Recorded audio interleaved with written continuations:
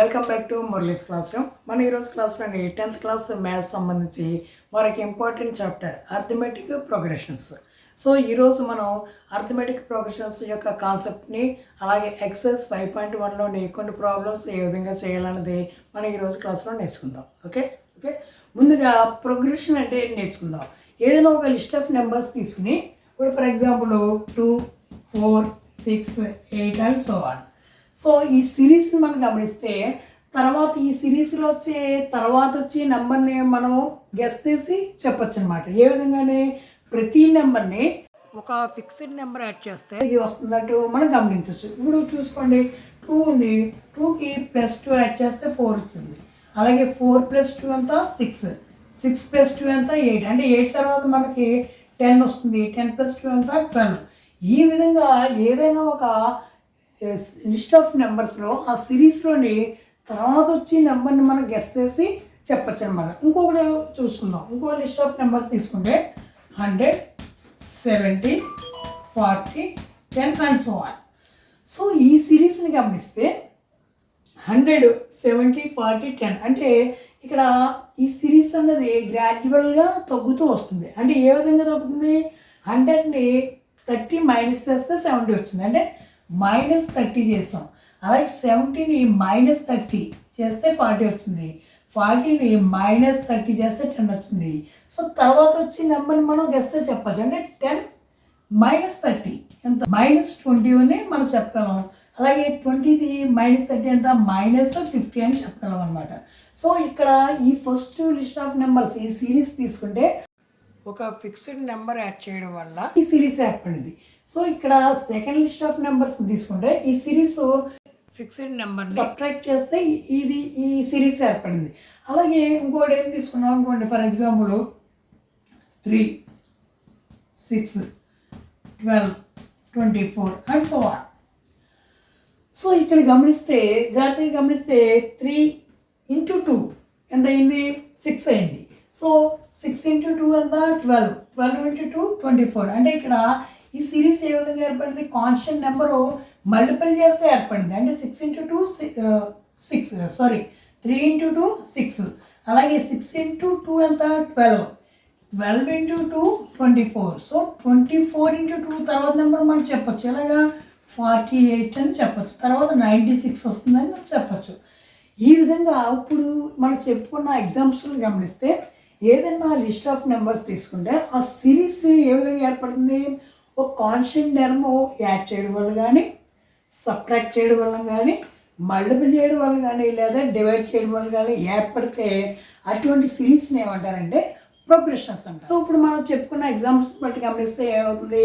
Edition వల్ల కానీ, subtract చేయడం వల్ల కానీ, మల్టిపుల్ చేయడం వల్ల కానీ, డివిజన్ చేయడం వల్ల కానీ ఫామ్ అయ్యే లిస్ట్ ఆఫ్ నెంబర్స్ని ప్రోగ్రెషన్ అని చెప్పచ్చు. అసలు ఈ ప్రోగ్రెషన్స్లోని 3 టైప్స్ ఉన్నాయి. అదేంటంటే అర్థమెటిక్ ప్రోగ్రెషన్ అని, అలాగే జియోమెట్రిక్ ప్రోగ్రెషన్ అని, అలాగే హార్మోనిక్ ప్రోగ్రెషన్ అని మనం చెప్పచ్చు. అయితే మనకి జియోమెట్రిక్ ప్రోగ్రెషన్ జీపీ, అలాగే హార్మోనిక్ ప్రోగ్రెషన్ హెచ్పిలు మనకి టెక్స్ట్ బుక్ సిలబస్లో లేవు కాబట్టి మనం ఈ చాప్టర్లోని ఓన్లీ ఏపీ అంటే అర్థమెటిక్ ప్రోగ్రెషన్ గురించి మనం నేర్చుకుందాం. ఇప్పుడు అర్థమెటిక్ ప్రోగ్రెషన్ అంటే మనం చెప్పుకుందాం. అర్థమెటిక్ ప్రోగ్రెషన్ అంటే మనం చూద్దాం. An arithmetic progression is a list of numbers in which each term is obtained by adding a fixed number to the preceding term except the first term. అంటే ఇచ్చిన number list of నెంబర్స్లోని first term తప్ప మిగిలిన number అన్ని ఒక fixed number add చేస్తే వచ్చే సిరీస్ని ఏమంటారంటే దాన్ని అర్థమెటిక్ ప్రోగ్రెషన్, దాన్ని ఏపీ అర్థమెటిక్ ప్రోగ్రెషన్ అంటారు. ఇప్పుడు ఫర్ ఎగ్జాంపుల్ కొన్ని ఇందాక చెప్పినట్టు కొన్ని ఎగ్జాంపుల్ తీసుకుంటే 3, 5, 7, 9 అండ్ సో ఆన్ అని. ఇప్పుడు దీంట్లోని ఫిక్స్డ్ నెంబర్ ఏమైతే వస్తుంది? 3 + 2 ఎంత 5, 5 + 2 7, 7 + 2 9. సో 9 తర్వాత 9 + 2 ఎంత అవుతుంది? 11 వస్తుంది. సో అదే ఇంకో ఎగ్జాంపుల్ మనం ఇందాక తీసుకున్నట్టు 50, 30, 10. సో ఈ సిరీస్ని తీసుకున్నాం అనుకోండి, ఇది డిక్రీజ్ అవుతూ వస్తుంది. ఈ సిరీస్ అంటే మైనస్ చేస్తూ వస్తుంది. అంటే అలాగా 50, 30 వచ్చింది. 50 నుంచి -20 తీస్తే -20 30 వచ్చింది. 30లోంచి -20 చేస్తే ఎంత వచ్చింది? 10 వచ్చింది. సో 10కి -20 చేస్తే ఎంత అవుతుంది? -10 వస్తుంది. సో ఈ విధంగా ఇక్కడ ఈ సిరీస్ని గమనిస్తేనేమో ప్లస్ చేసాం, ఈ సిరీస్ని గమనిస్తే మైనస్ చేసాం. సో ఇంకోటి చూద్దాం, 3 3 3 3 అండ్ సో ఆన్ వచ్చింది అనుకోండి. ఇది కూడా నెంబరు లిస్ట్ ఆఫ్ నెంబర్సే. ఈ సిరీస్ ఏ విధంగా ఏర్పడింది? ఒక ఫిక్స్డ్ నెంబర్ 0 యాడ్ చేస్తూ వచ్చింది. అంటే ఇది 3 + 0 3 + 0 3 + 0. సో వీటిని గమనిస్తే ఇచ్చిన లిస్ట్ ఆఫ్ నెంబర్స్లో ఆ సిరీస్ ఏ విధంగా ఏర్పడింది? ఇక్కడేమో పాజిటివ్ నెంబర్స్ని యాడ్ చేయడం వల్ల సిరీస్ ఏర్పడింది, ఇక్కడ నెగిటివ్ నెంబర్స్ని యాడ్ చేయడం వల్ల సిరీస్ ఏర్పడింది, ఇక్కడేమో 0ని యాడ్ చేయడం వల్ల సిరీస్ ఏర్పడింది. అథమెటిక్ ప్రోగ్రెషన్లోని ఈ సిరీస్ ఏర్పడాలంటే ఆ ఫిక్స్డ్ నెంబర్ ఒక పాజిటివ్ నెంబర్ అన్నా అయ్యి ఉండొచ్చు, లేదా నెగిటివ్ నెంబర్ అన్నా అయ్యి ఉండొచ్చు, లేదా 0 అవి కూడా ఉండొచ్చు అనమాట. సో ఇక్కడ గమనిస్తే ఇక్కడ +2 యాడ్ చేయడం వల్ల మనకి సిరీస్ ఏర్పడింది, అంటే ఒక పాజిటివ్ నెంబర్ యాడ్ చేసాం. ఇక్కడ -20 ఒక నెగిటివ్ నెంబర్ యాడ్ చేసేయడం వల్ల, లేదంటే 50కి -20 యాడ్ చేస్తే 30 వచ్చింది, 30కి -20 యాడ్ చేస్తే 10 వచ్చింది, 10కి -20 యాడ్ చేస్తే -10 వస్తుంది అనమాట. మరి ఇక్కడ చూస్తే 0 యాడ్ చేయడం వల్ల మనకి ఈ సిరీస్ ఏర్పడింది అనమాట. సో ఇక్కడ అథమెటిక్ ప్రోగ్రెషన్లోని పాజిటివ్ ఆ ఫిక్స్డ్ నెంబర్ అనేది పాజిటివ్ నెంబర్ కానీ నెగిటివ్ నెంబర్ కానీ 0 కానీ అయి ఉండొచ్చు అనమాట. ఓకే, దీంట్లోని అథమెటిక్ ప్రోగ్రెషన్లోని ఈ సిరీస్లో ఉన్న ప్రతి నెంబర్ని మనం టర్మ్ అని పిలుస్తాం. టర్మ్స్ అంటారు అనమాట. వాటిని ఏమంటారు? టర్మ్స్ అంటారు. ఓకే, అదేవిధంగానే దీంట్లోని ఫస్ట్ టర్మ్ని మనం ఏతో డినోట్ చేస్తాం. సో ఫస్ట్ టర్మ్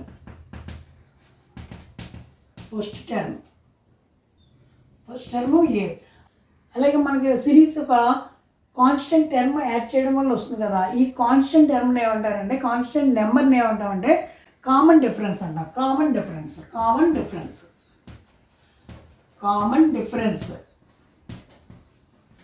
దాన్ని డీతో మనం డినోట్ చేస్తాం. సో కామన్ డిఫరెన్స్ ఏమొస్తుందంటే, తర్వాత వచ్చే నెంబర్లోంచి దాని ముందు నెంబర్ని మనం తీసేయడం వల్ల మనకి కామన్ డిఫరెన్స్ వస్తుంది. ఇప్పుడు ఫర్ ఎగ్జాంపుల్ దీంట్లో 5 - 3 ఎంత వచ్చింది? 2 వచ్చింది. 7 - 5 2 వచ్చింది. అంటే కామన్ డిఫరెన్స్ని ఎలా రాయొచ్చు అంటే A2 - A1, లేదంటే A3 - A2, అలాగే AN+1 - AN.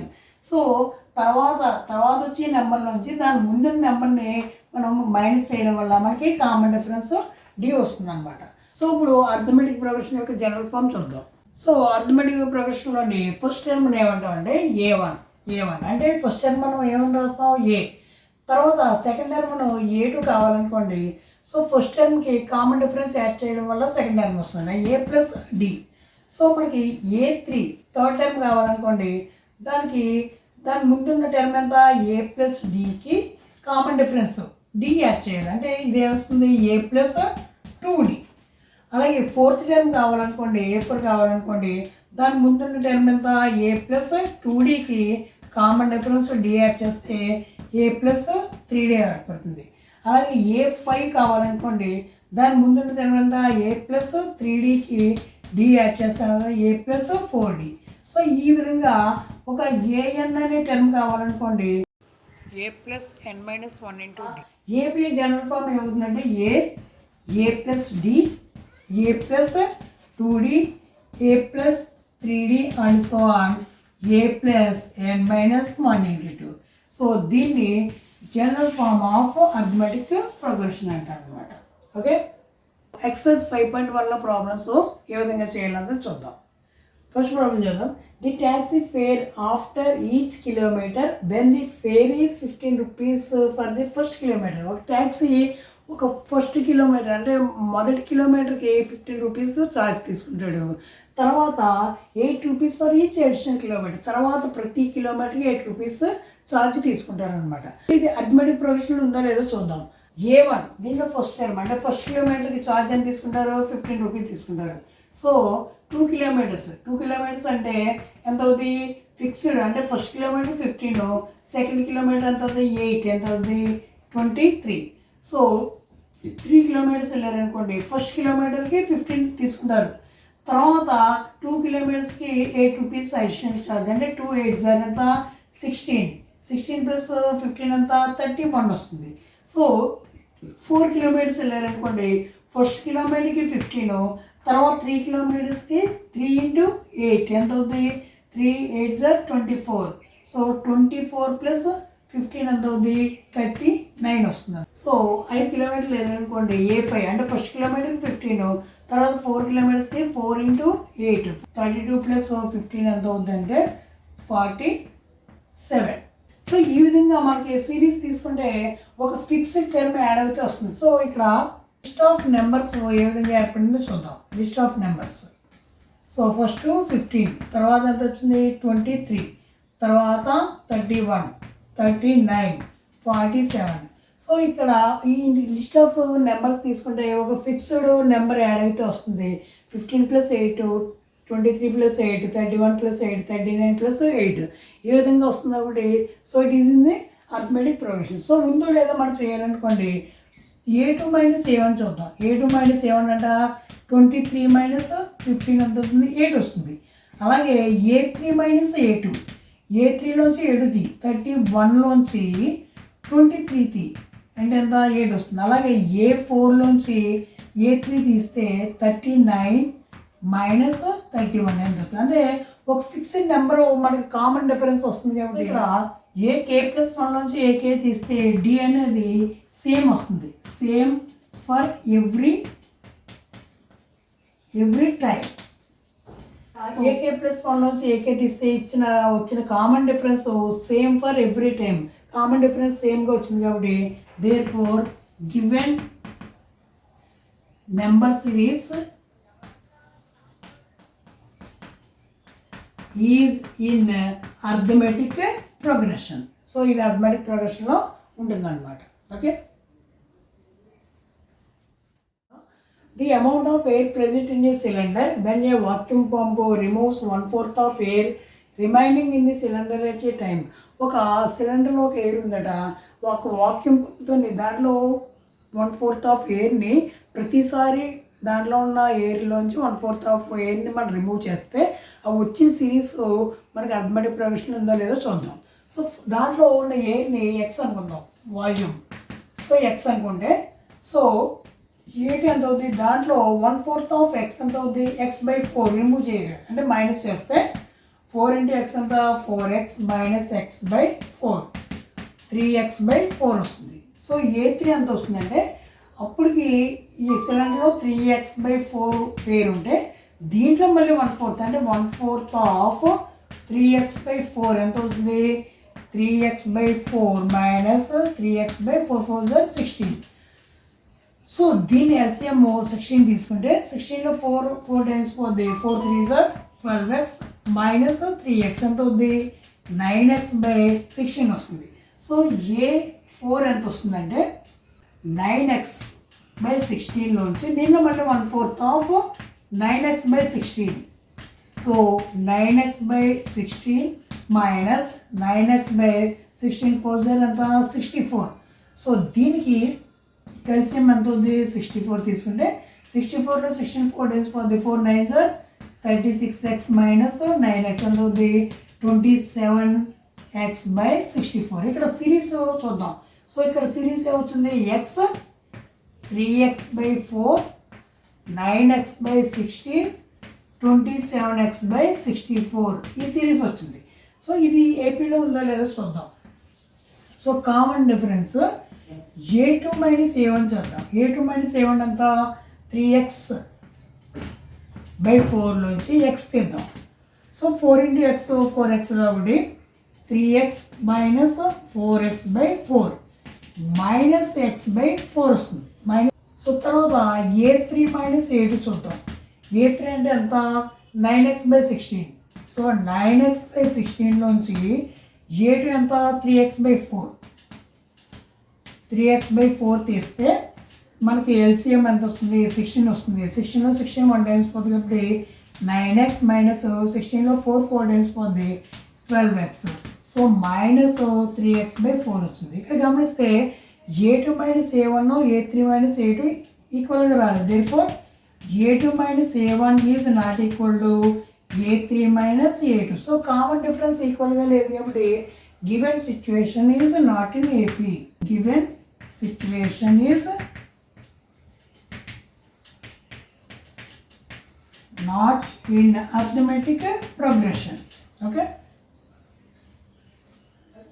Third problem చూద్దాం. The cost of digging well after every meter of digging when it costs 150 rupees for the first meter and rises by 50 rupees for each subsequent meter. అంటే ఒక వెల్ని తవ్వేటప్పుడు ఒక first మీటర్కి 150 రూపాయలు ఖర్చు అయిందట. తర్వాత ప్రతి మీటర్కి మనకి 50 రూపీస్ అదనంగా ఖర్చు అవుతుందట. సో ఈ సిరీస్ చూద్దాం. So first A1 first term అంటే ఫస్ట్ మీటర్కి ఎంత అవుతుంది 150. సో తర్వాత సెకండ్ మీటర్కి ఎంత అవుతుంది అంటే ఫస్ట్ మీటర్కి 150, తర్వాత ఎంత ఇంకో రెండో మీటర్కి 50 అంటే ఎంత అవుతుంది 200. సో A3 ఏమవుతుందంటే ఫస్ట్ మీటర్కి 150, తర్వాత 2 మీటర్స్కి ఎంత 2 × 50 ఎంత 150 ప్లస్ 100 ఎంత 250. సో 4 మీటర్లు తవ్వితే ఫస్ట్ మీటర్ అంటే 150, తర్వాత 3 మీటర్లకి 3 × 50 అంటే 150 ప్లస్ 150 300. సో ఈ నెంబర్ సిరీస్ని మనం గమనిస్తే 150 200 250 300 అండ్ సో ఆన్. సో దీంట్లోనే కామన్ డిఫరెన్స్ చూద్దాం. Common difference so A2 minus A1 ఎంత వచ్చింది 200 మైనస్ 150, 200 మైనస్ 150 ఎంత 50. సో అలాగే A3 మైనస్ A2 చూద్దాం. A3 అంటే 250లోంచి 200 250 మైనస్ 200 ఇది కూడా 50 వచ్చింది.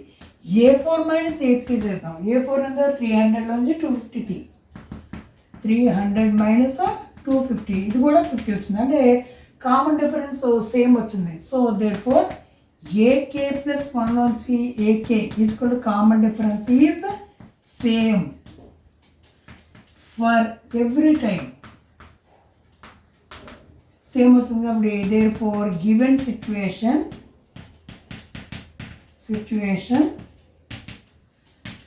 Is in arithmetic progression AP. So fourth చూద్దాం. The amount of money in the account every year when 10,000 is deposited as compound interest at 8% per annum. ఒక బ్యాంక్లోని 10,000 rupees deposit చేశారు. అలాగా ప్రతి సంవత్సరం 8% చొప్పున కాంపౌండ్ ఇంట్రెస్ట్ యాడ్ అయ్యేలాగా డిపాజిట్ చేస్తారు. So ఇచ్చిన సిరీస్ అర్థమెటిక్ ప్రోగ్రెషన్ కాదు చూద్దాం. సో మనకి కాంపౌండ్ ఇంట్రెస్ట్కి మనకి ఫార్ములా ఏంటి, కాంపౌండ్ అమౌంట్కి formula P × 1 plus R/100 power n. So ఇక్కడ P అనేది ఒక ప్రిన్సిపల్ అమౌంట్ అంటే 10,000, R అనేది రేట్ ఆఫ్ ఇంట్రెస్ట్.